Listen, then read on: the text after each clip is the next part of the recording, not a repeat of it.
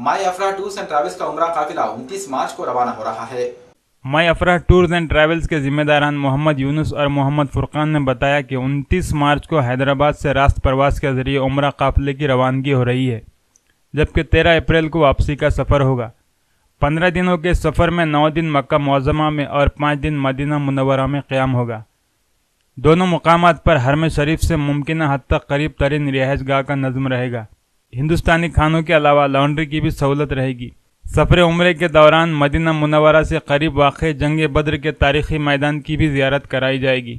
आज़मीन उम्रा के लिए 24 मार्च को तरबियती कैंप का अहतमाम अफराह टूर्स एंड ट्रैवल्स की जानिब से मन्यार गली में किया जा रहा है।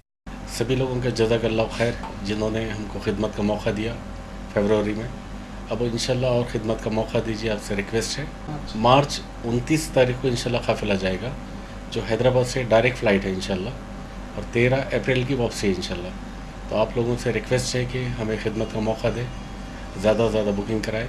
और रमज़ानुल मुबारक की भी बुकिंग चालू है, जो आखिरी अशरा यानी मक्कतुल मुकर्रमा में आखिर के 20 दिन होंगे इंशाल्लाह, और शुरू में मदीना मुनव्वरा होगा, तो उसकी भी बुकिंग के लिए दरख्वास्त है और हमें खिदमत का मौका दीजिए। अस्सलाम वालेकुम।